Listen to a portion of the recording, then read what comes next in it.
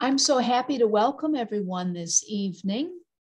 My name is Kristen, and I'm one of the librarians at Batavia Public Library. This evening, we'll be watching Sports in Batavia, the Early Years, part of our new Lyceum lecture series, sponsored by the Batavia Public Library Foundation. This is also part of the week of celebration for the 20th year Batavia Public Library has been in its present building. This Thursday night, we'll be having another 20th anniversary program, the 2000s. You can sign up for this and other great programs on our calendar at bataviapubliclibrary.org. Now, for a few details, your microphone should be muted for the program so we can focus on our presenter. You can type your questions or comments in the chat box, and we'll respond at the end of the program.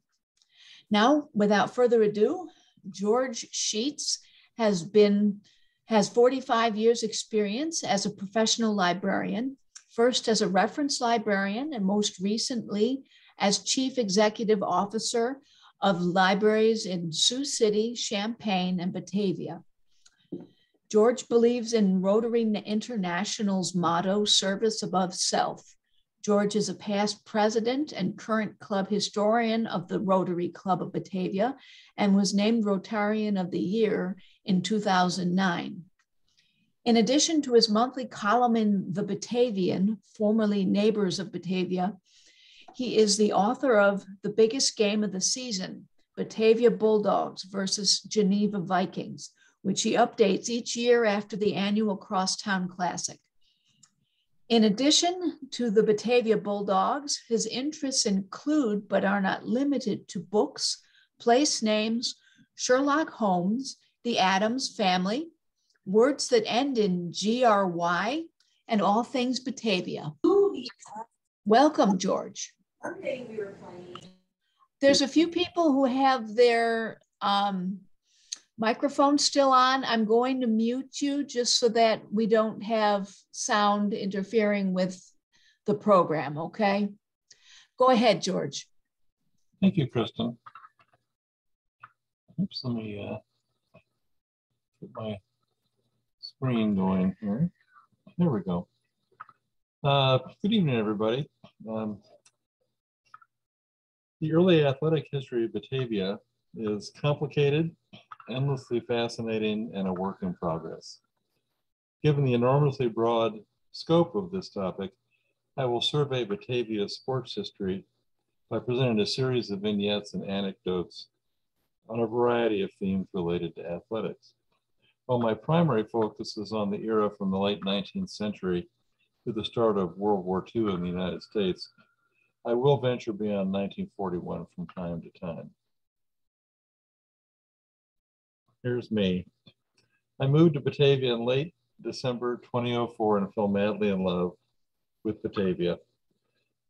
It did not take me long to discover that the annual Batavia-Geneva football game was a really big deal in both communities. I caught the fever, and the 2006 season and Batavia's championship run made the condition chronic. I spotted Les Hodges' Batavia versus Geneva chart in the Daily Herald in September 2005 and observed several gaps in the all-time record. I was intrigued. Frankly, the reference librarian in me could not abide such a mystery, and so began a fascinating yet often frustrating journey through ancient yearbooks, microfilm, and yellowed newspaper clips. I am a local history geek. The lack of historical resources made the task more daunting than anticipated. For example, there are no Batavia yearbooks from 1918 to 1944. Newspaper coverage was often spotty. Prior to the 1930s, the local weekly or occasionally semi-weekly newspapers, the Batavia Herald and the Geneva Republican, often did not cover high school sports with any consistency, if at all. However, the Aurora Daily Beacon, now the Beacon News, provided relatively good coverage of high school and community athletics in the Tri-City area back to the late 19th century. Ultimately, I found a printed source contemporary to each game for every Batavia-Geneva football score. I am now working to compile a complete record of interscholastic football in Batavia from its beginnings circa 1894 to date. My broader interest in Batavia athletics grew out of my research on the Batavia football rivalry and was further inspired by Marilyn G. Robinson, local historian extraordinaire. For those of you who have never met her, please allow me to introduce you to my friend Marilyn. Marilyn Gertrude Robinson taught business education for 22 years at Batavia High School, from whence she retired in 1988. Following retirement, she served as secretary to the Batavia Foundation for Educational Excellence, and for 17 years coordinated the Batavia Public Library Writers' Workshop. Marilyn volunteered at the Batavia Historical Society, was elected to its board of directors in 1990, and served as the society's historian. She wrote Little Town in a Big Woods, A Children's History of Batavia, and several other books of local history. For her many contributions to Batavia, she was named Citizen of the Year in 1995. We miss her. Let's begin our survey with community teams. Most communities in the late 19th century and early 20th century, including Batavia, had town and/or club teams, some of which operated as semi-professional teams, often composed of working or high school boys that competed in baseball, football, and basketball. The community baseball team, known as the Rock Cities in 1876, and the Batavias in 1877, won the Kane County title in 1877 over formidable opponents from Elgin, Aurora, Wheaton, Oak Park, St. Charles, Joliet, and even Chicago. Willis L. Grimes, one-time postmaster, banker, businessman, and police magistrate, was Batavia's pitcher in 1876. John Miller, later Batavia's first mayor, was on the 1877 team. In 1877, the pitcher for the Elgin Bluff Cities, which lost the final game of the season to Batavia, was none other than Charles A. Comiskey, then 18 years old, the future owner of the Chicago White Sox and a founder of the American League. Comiskey, shown here in 1887, started his playing career as a pitcher and moved to first base after developing arm trouble. He entered the American Association in 1882 with the St. Louis Brown Stockings. And that's the uniform he's wearing in this picture. The Green Pheasants athletic fraternity thrived from the mid-1920s to the early 1930s. Its team colors were green and white. Its officers were named for parts of the pheasant. The president was the beak, or the supreme beak. The secretary was the right wing, the treasurer was the left wing, and the sergeant at arms was the spur. The Green Pheasants sponsored several sports teams, including a football team, a baseball team, and two basketball teams, both a varsity team and a second team, and provided uniforms and insurance for the players. These teams played similar teams from other communities, including Geneva, St. Charles, Aurora, Marseilles, and Oregon. The club sponsored a county ping pong tournament in the high school gymnasium, as well as a swimming meet at the quarry for young children. At Christmas time, the Green Pheasants would hold a party in the club rooms for disadvantaged children who were given presents of clothing, fruit, and candy. Where did the teams play? Well, Batavia's baseball field in the 1870s and early 80s was located on the lot north of McKee Street and west of Washington, now Lincoln Street.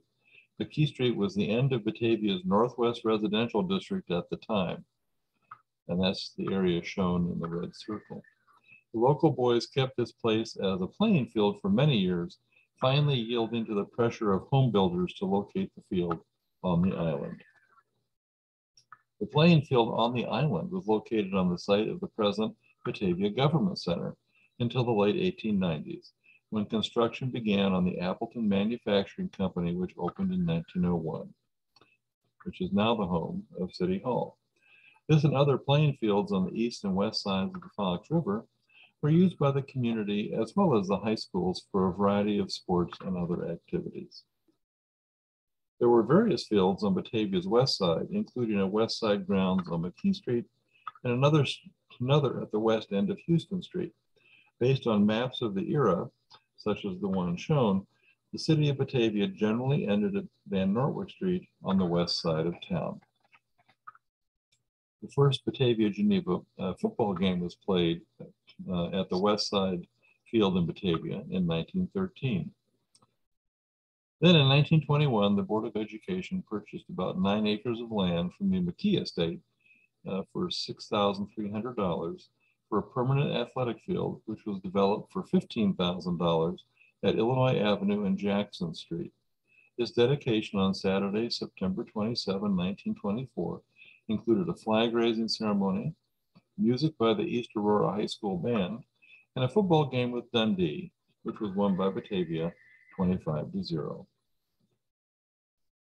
My research on Batavia football history led to a need to learn more about early football history in general. With your indulgence, I will share with you very briefly one particular aspect of American football history. What is a gridiron? Or more precisely, why do we call a football field a gridiron? As described in Outdoor Sports and Games, published in 1911, the field is marked off in chalk lines, similar to a tennis court, these lines being 5 yards apart. The center of the field, where the play starts, is 55 yards from either end. It is usually customary to run lines parallel to the sides of the field, also 5 yards apart, but as the field is about 160 feet wide, the first and last of these lines are but 5 feet from the sidelines instead of 5 yards. The lines on a football field make a checkerboard effect and have given to the field the name of gridiron. The word gridiron, in use since the 14th century, refers to a metal grid for cooking food over a fire and derives from the same root as griddle. The ball will be snapped in the grid in which it was downed on the previous play. The grid system was abandoned generally prior to 1920 in favor of the system of yard lines and hash marks used today. Now here are several examples of actual gridirons, that is, playing fields that were painted with a grid pattern of crisscross lines. Harvard Stadium was opened in November 1903. Here is Harvard substitute Vic Kennard's field goal that beat Yale 4-0 for the 1908 College Football National Championship. In 1908, a field goal was worth 4 points. This photograph comes from the 1916 book Football Days by William Edwards, in which the trajectory of the winning kick was helpfully illustrated. The ball is circled in the middle.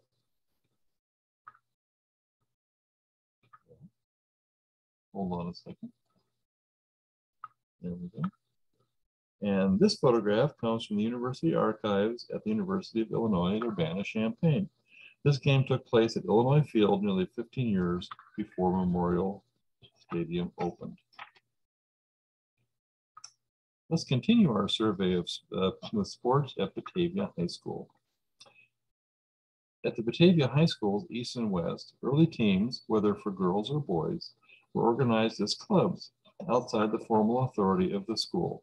Such teams were financed by the students themselves and run just like any other student organization, with a full slate of officers and an independent budget. In football, Batavia fielded a team as early as 1894, when there were 2 high schools and 2 different school districts. In December 1894, this announcement appeared in the Batavia Herald. The Batavia High School football team will play the St. Charlestown team on the island December 15, admission 10 cents. Games not played if weather unfavorable. Come out and help the boys yell. Robert Shumway, captain. Robert M. Shumway was an 1896 graduate of West Batavia High School, so St. Charles High School played West Batavia High School, which was confirmed 1 week later with this announcement. A game of football will be played between the West Batavia High School team and a North Aurora team on the island Saturday afternoon, December 22. In the early years, football was a rough, often dangerous game. In October 1900, Batavia played East Aurora, as reported in the Chicago Daily Tribune. Serious football accident. Member of the high school team sustains blow that produces concussion of the brain, death feared. The byline is Aurora, Illinois, October 20th, special report. William Jaber, a member of the Batavia High School football team, was carried from the field during a game here today, unconscious. He is suffering from concussion of the brain, and physicians pronounce his case hopeless. The 1912 yearbook noted, in 1909, the first definite step toward union of the districts was taken. Mr. H.A. Bone was chosen as superintendent for both sides of the river. Although the classes met separately, yet they united in athletics and considered themselves as one high school. In September 1909, the Aurora Daily Beacon reported that Batavia this fall has the best high school football team in the history of that city. The two high schools were recently combined into one, and there is just twice as much material from which to select the 11. In October 1909, the Batavia Herald referred to the Union High School football team. I love these pictures from 1916, showing how close to the houses the field was. In November 1911, Sycamore traveled to Batavia for a football game. The referee was the Reverend Father Theodore B. McCormick, pastor of St. Peter Catholic Church in Geneva. In addition to his primary role as pastor, and in 1912, serving as Geneva's football coach, McCormick, who played football at the University of Notre Dame, occasionally worked as a high school football official. A member of the Sycamore team was ordered off the gridiron by Father McCormick for swearing at the referee.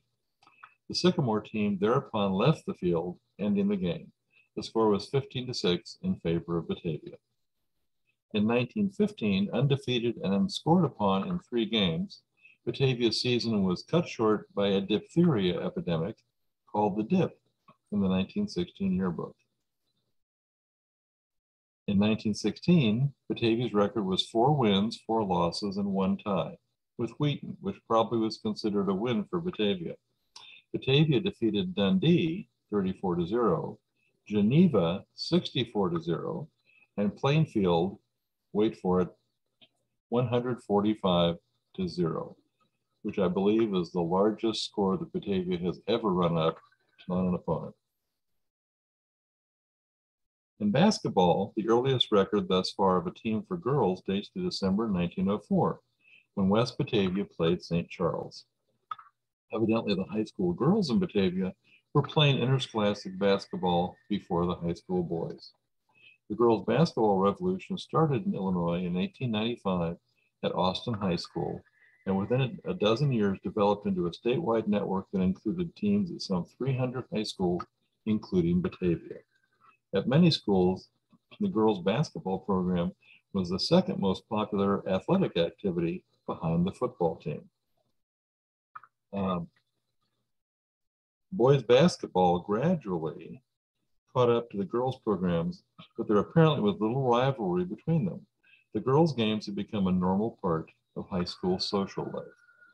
In fact, in November 1906, the combined boys team and the combined girls team from Batavia played in a doubleheader at Geneva. Do you wonder what girls' basketball was like in 1904? Check out this fascinating film from the Library of Congress. From the Library of Congress in Washington, D.C.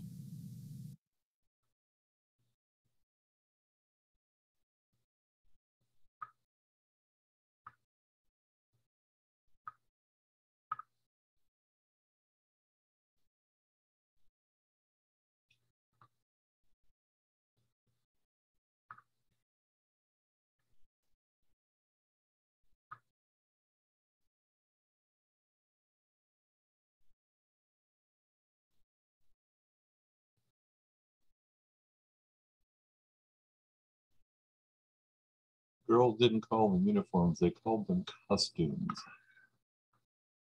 in that era.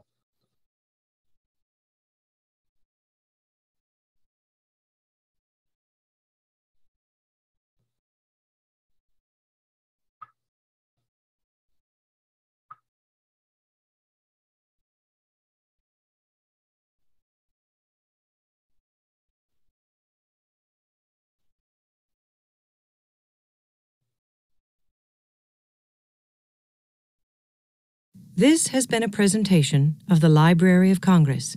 Visit us at loc.gov.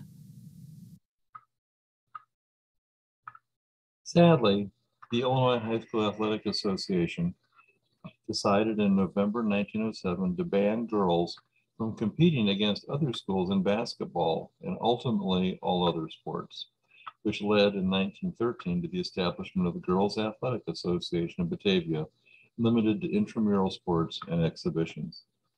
Sporadic reports of interscholastic games, which continued for several years after the ban, demonstrated a high level of confusion.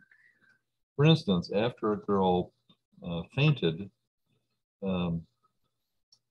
during a game between high school teams from Batavia and Wheaton in 1911, parents called for a ban on girls basketball, apparently unaware that the match had taken place in flagrant violation of just such a ban. The IHSAA revised its total ban on girls' interscholastic sports in the 1920s, but only for the non-contact sports of golf, archery, and tennis. It was not until 1973, with the advent of Title IX, that the IHSA finally and completely lifted its ban on girls' interscholastic sports. In 1998, nearly 19,000 Illinois high school girls participated in interscholastic basketball programs at 638 schools. The earliest record of a basketball team for boys dates in November 1905, when East Batavia played Geneva. As reported in the twice-a-week Republican, at the Geneva tennis grounds on 6th Street, a match game of basketball will be played this afternoon between the boy high school teams of Geneva and East Batavia. If the weather is fine, there ought to be a good attendance. There we go. There are records of combined or union teams in boys and girls basketball as early as October 1906. The 1912 boys basketball team was the first athletic team from Batavia High School to win an Illinois state championship in any sport, a remarkable achievement. Batavia Unified School District 101 was created in April 1911, so this achievement occurred during the first full school year of the new school district.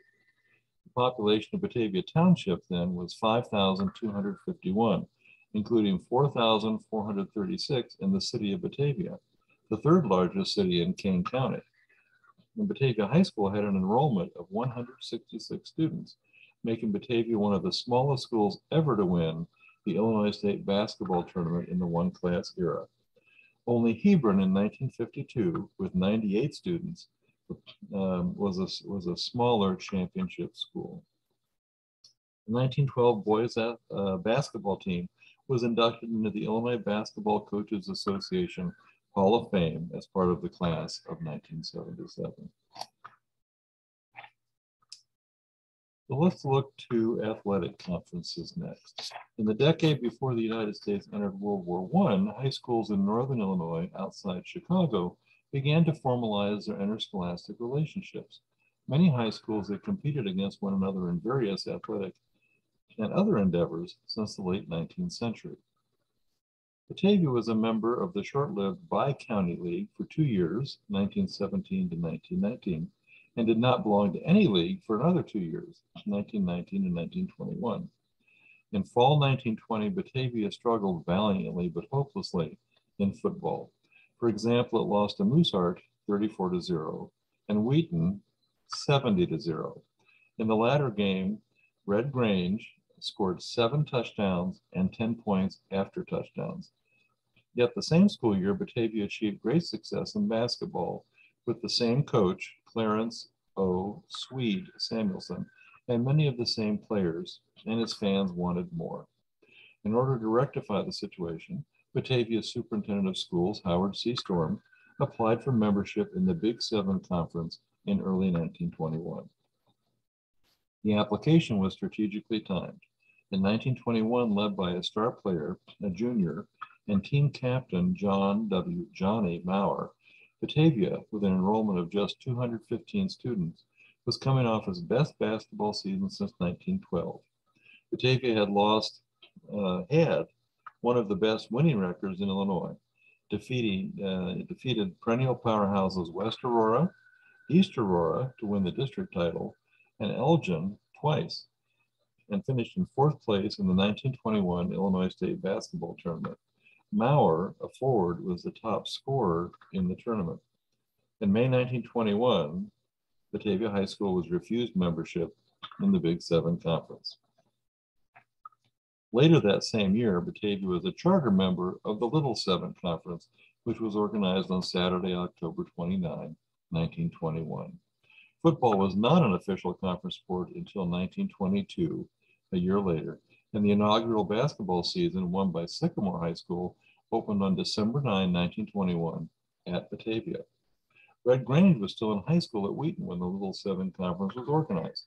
In his autobiography, he noted, "The winter of my senior year, 1921-1922, a Little Seven Conference was organized. At our first annual track competition in St. Charles, I won 6 events and made several marks that were to stand for almost 20 years." For the original members of the Little Seven Conference. First, the name may have derived from that of the Big Seven Conference, which was organized in 1916 as the Northern Illinois High School Conference and included DeKalb, East Aurora, Elgin, Freeport, Rockford, Joliet, and West Aurora. The charter members of the Little Seven Conference, which were generally smaller schools, were Batavia, Dundee, Geneva, St. Charles, all from Kane County, Sycamore, Marengo, and Crystal Lake, which dropped out before the basketball season. So wait, what happened in Naperville and Wheaton, you ask? They were part of the DuPage County League from 1919 to 1921, then left in early 1922 to join the newly formed Little Seven Conference. Wheaton and Naperville were admitted to the Little Seven Conference on March 11, 1922, at a meeting of the coaches and representative members of the association. At the same meeting, Marengo was dropped from the association, leaving 7 members. Now on to Batavia High School's traditions. Hail to the crimson, hail to the gold.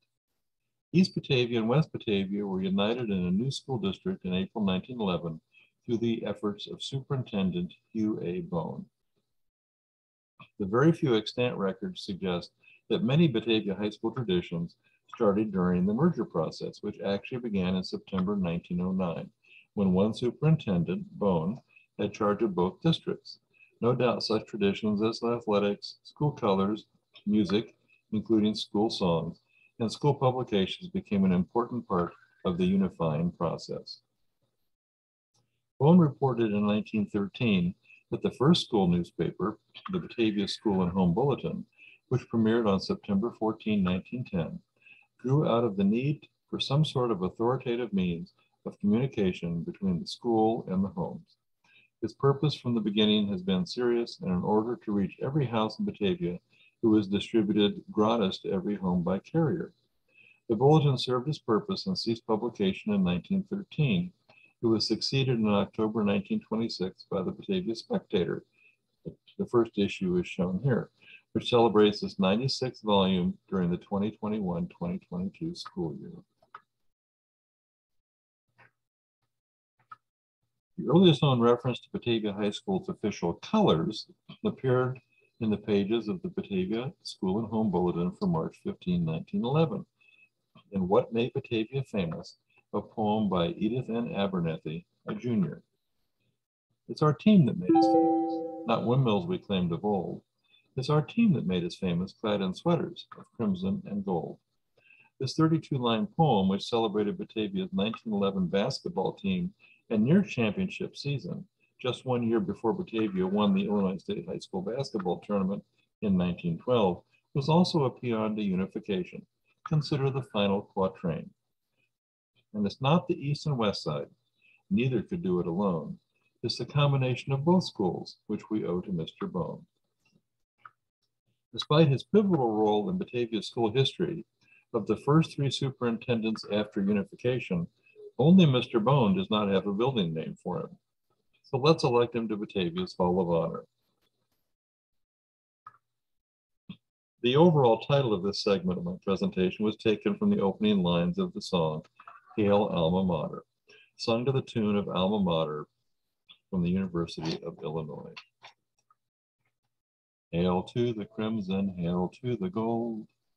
Hail, alma mater, ever so true. We love no other, so let our motto be Victory Batavia, our high school. Unfortunately, the Batavia version lost the rhyme found in the University of Illinois version, though true in school are near rhymes.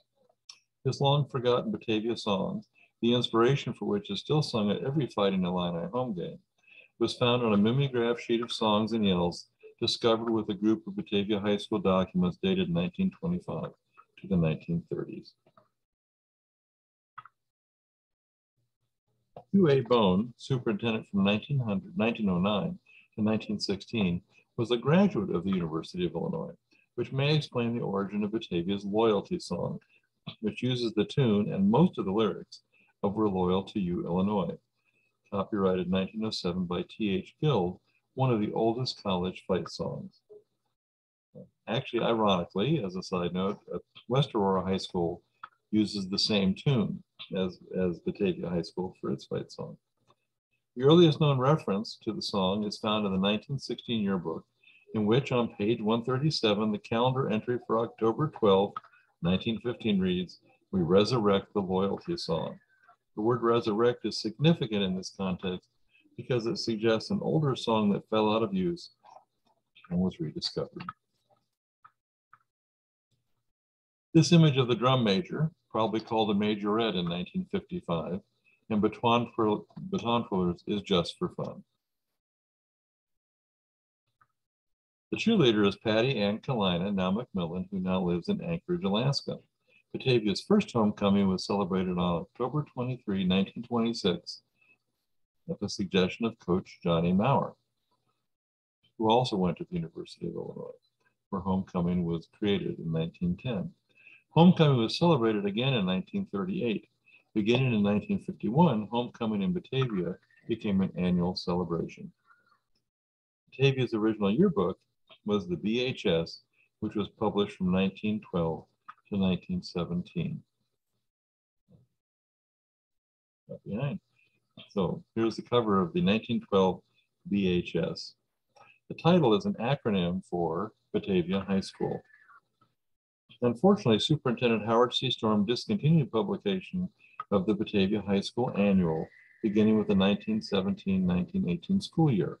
So there are no Batavia yearbooks from 1918 to 1944. As reported by Marilyn G. Robinson, she was told by her friend and fellow teacher, Lydia Jean Staffney, that Dr. Storm told her that one of his regrets about his years at Batavia was that he did not allow the students to have a yearbook. The first volume of the Echo appeared in 1945. The library has a complete set of Batavia High School yearbooks through the 2020-2021 school year, as well as a growing collection of yearbooks from Mooseheart and Batavia Junior High School. The cover of the 1974 edition of the Echo takes us back to Batavia's school colors. I mentioned previously that the earliest known reference to crimson and gold as the school colors appeared in March 1911. In other words, Batavia's school colors were established and clearly identified with its athletic teams even before the merger of East Batavia, number 101, and West Batavia, number 102, school districts in April 1911. Let's look at some other crimson and gold images.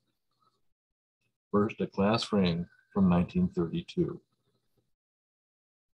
Second, a wool felt pennant was sewn on letters manufactured by the Colonial Pennant Company of Batavia, Illinois. Third, a bulldog is featured on this pennant.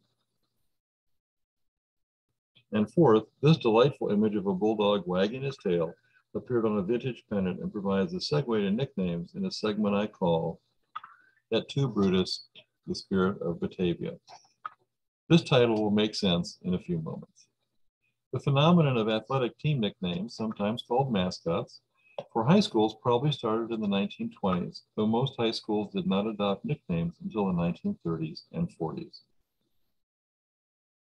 Naperville and Wheaton, for example, became known as the Redskins and the Tigers, respectively, about 1939, while Freeport and DeKalb became known as the Petzels and Barbs, respectively, in the early to mid 1920s, if not earlier. There are many stories in Illinois about sports writers whose newspaper columns inspired high school nicknames, such as the Hoopston Corn Jerkers, the Centralia Orphans, the Monmouth Zippers, the Canton Little Giants, and the Fairfield Mules. One of the more famous examples of this phenomenon was Edwin and Eddie Jaquins, who was sports editor of the News Gazette in Champaign, Illinois, from 1925 to 1942, who inspired such names as the Atwood Hammond Rajas, the Fisher Bunnies, now often called the Fighting Bunnies, and the Arcola Purple Riders. Jaquin was said to have supplied most member schools of the old Okaw Valley Conference with their nicknames. In the absence of formal nicknames, sports writers often described high school teams by their colors. For example, the blue and white for Geneva, or the crimson for Batavia.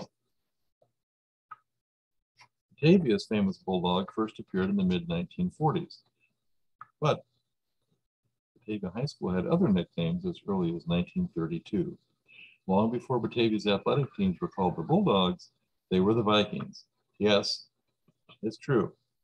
There is little doubt that the predominance of boys of Swedish descent on the football field and basketball court led to the Vikings nickname. The alliteration of the V in Batavia probably helped as well, and the name may have been inspired by a Swedish fraternal organization that was, and still is, active in Batavia, the Independent Order of Vikings. The lodge in Batavia, ring number 18, was established on March 6, 1904. The Vikings name was prevalent in the Batavia Herald and Geneva Republican, beginning with the 1932-1933 school year. In a special edition of the East High Auroran for Thursday, March 9, 1933, which served as a program for the district basketball tournament, Batavia was the only team in the tournament with a nickname, Vikings.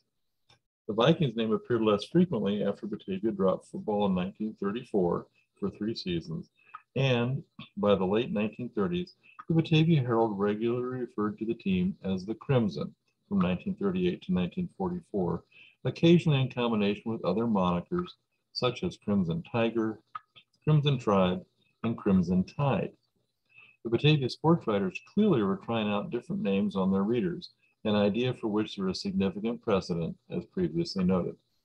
We can only speculate as to why the Vikings name fell out of favor. Alvin C. Sager, a 1937 Batavia graduate, suggested 2 possible reasons.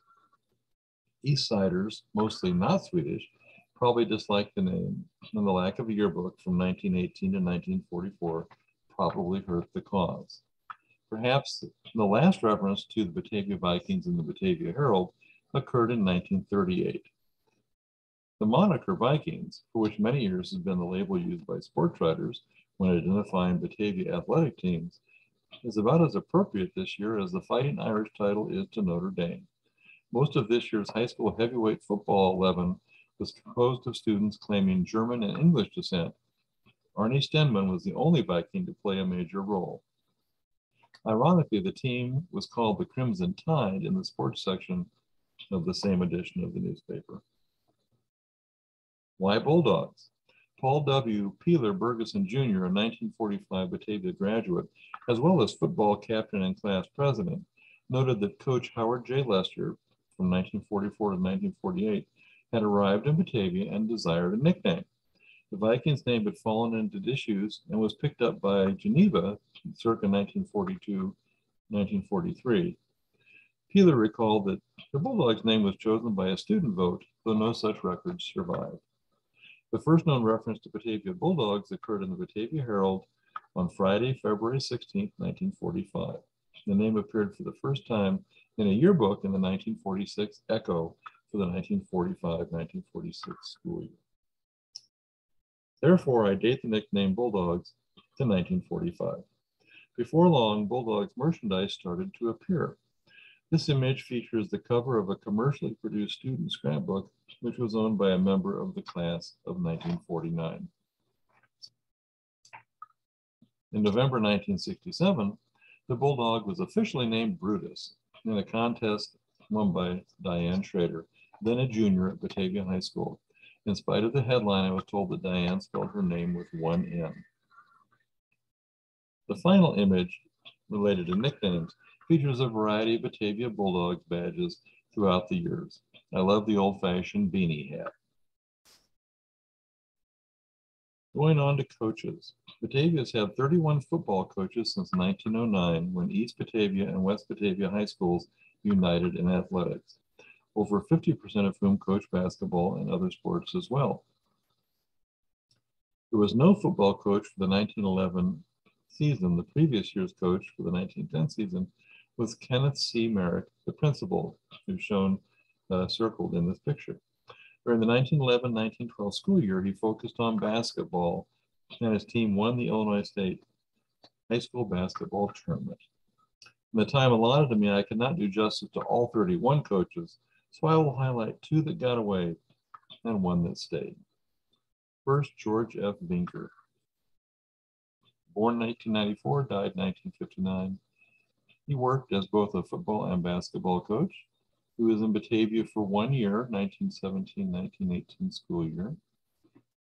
He entered the Air Service in World War I, went to Texas for training.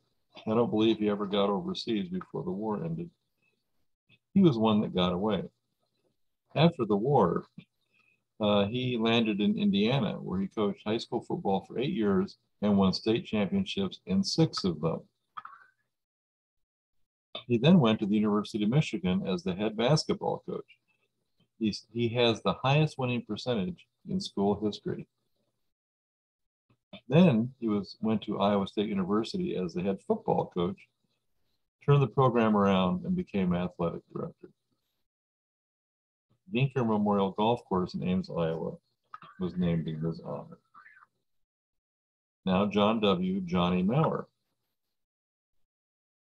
Born in 1901, died in 1978. He graduated from Batavia High School in 1922. He was also a football and basketball coach. At the University of Illinois, his roommate was Red Grange. He was coach in Batavia for 1 year, 1926 to 1927. He was one that got away. He was one of the first college basketball players to use the one-hand shot.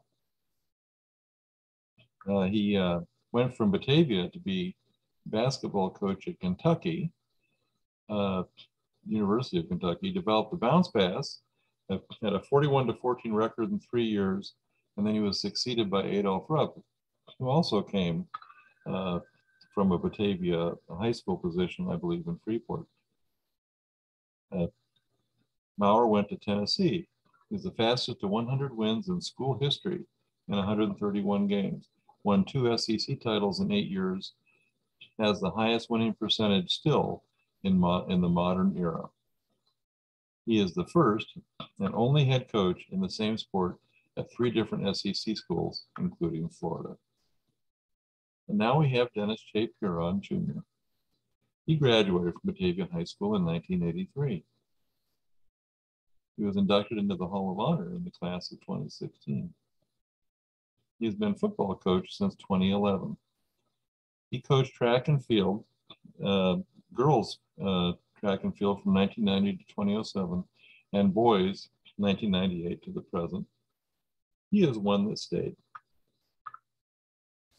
In track and field, Coach Piron has 21 conference titles, counting both girls and or boys teams.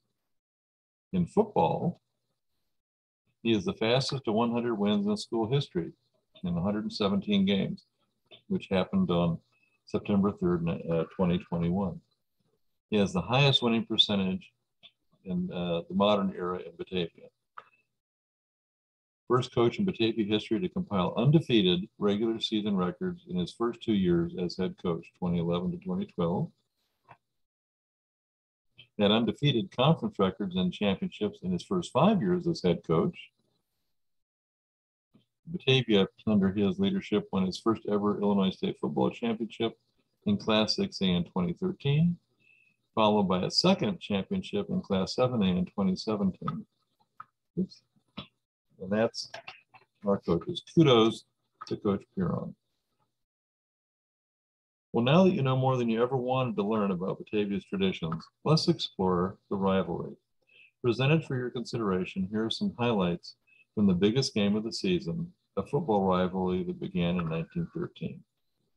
Batavia won the first 3 games and led the series until 1942, when Geneva tied the series for the first and thus far last time at 11 games all.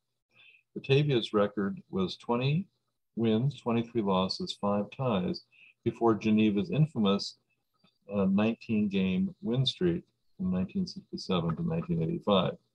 Batavia's record since the win streak ended 1986 to 2021 is 27 wins, 9 losses. The only Batavia-Geneva overtime game in the tiebreaker era, which started in 1975, occurred in 2003. A 20-17 4-overtime thriller won by Batavia. The score was tied at 0 at the end of regulation. In 2006, Batavia defeated Geneva in the IHSA football playoff semifinal round to qualify for the championship game in Champaign. This is the only time in the series that the teams played 2 games in the same season, and both were won by Batavia. Game 100 in the series took place in September 2018. And of course, Batavia, as I just mentioned, has won the state championship twice in 2013 and in 2017. So the overall record, after 103 games in 109 years, only 4 games separate the 2 rivals. In 2019, Batavia, even though behind in total games, went ahead in total cumulative points for the first time since 1968. I told you I was a local history geek. As noted in the 1924 Czechahai, Geneva's yearbook, its original name is now called the Viking. The Batavia-Geneva rivalry is the biggest game of the season, and strange things happen now and again. The 1981 game was won by Geneva 6-0 on a wild interception fumble touchdown play in the 4th quarter. The 1958 game, a 6-6 tie, featured a total of 12 fumbles. The 1960 game, won by Geneva 13-12, had probably the most bizarre touchdown in the history of the Little Seven. This game inspired one of the greatest articles in the annals of the Batavia-Geneva rivalry. Batavia headline on November 3, 1960 read, "Bulldogs lose by a kick, 13-12. The first paragraph of this article, written by one post-mortem, suggests the tone of the story to follow. Ah, loyal followers of the pigskin in Batavia, it is a sad and battered typewriter that we pound this week as we bring you the story of that Batavia-Geneva football tragedy here last Friday night." First, the image. On Saturday, October 26, 1940, Batavia High School traveled upriver for its annual rivalry game with Geneva Community High School, won by Batavia 7-0. The coaches were Carl T. Nelson for Geneva and James A. Cook for Batavia, shown in the inset. This is an unusual photograph because it actually shows the touchdown being scored, which in 1940 was quite a photographic feat. Here are more highlights from the biggest game of the season. A total of 14 games were won by 5 points or fewer. The lowest score, other than 2 scoreless ties, was 2-0, won by Geneva in 1950. The most lopsided score was 64-0, won by Batavia in 1916. And the most combined points in the game, 80, occurred in 2011, won by Batavia 46-34. Would you like to yell? That is, cheer. Well, your wait has ended. Hugh Bergeson, class of 1945, and his wife Ethel taught me this cheer in September 2010. For those who do not speak Swedish, slus means fight, and pojka means boys. So in English, slus, pojka, slus is fight, boys, fight. So ready? Slus, pojka, slus. Slus, pojka, slus. Slus, pojka, slus, pojka, slus, pojka, slus. Believe it or not, there are many people in Batavia that know this cheer. Next, I learned this one at the Batavia-Geneva game in 2012. Ready? B, B-A, B-A-T-A-V-I-A. And repeat as much as you want. Finally, the famous, at least to some of us, strawberry shortcake cheer. Ready? Strawberry shortcake, huckleberry pie, Victory. Are we in it? Well, I guess. Batavia High School, yes, yes, yes. Strawberry shortcake huckleberry pie was an athletic cheer widely used across the country that dates to the 1920s or earlier. It even inspired a well-known jump rope run. Well, I've been talking for about as long as it seems. Thank you for allowing me to share my passion for Batavia and Batavia athletics with you this evening. And thank you for 20 wonderful years at 10 South Batavia Avenue. So Kristen, do we have time for questions? Yes, we have some comments here. Barbara said of the video, that looks like the half-court basketball I played in high school. Yikes. And then Marjorie wrote, I played half-court basketball in 1966. Do you know when girls got to play full court? That's a good question. I lived in Iowa for 10.5 years where they were still playing, when I first moved there in 1982, they were still playing six-on-six basketball in Iowa, which was basically half-court basketball, 3 girls on each side. I know that in Iowa, they abolished six-on-six basketball in the 80s so that Iowa high school girls could be more competitive going to getting college scholarships. In Illinois, I do not know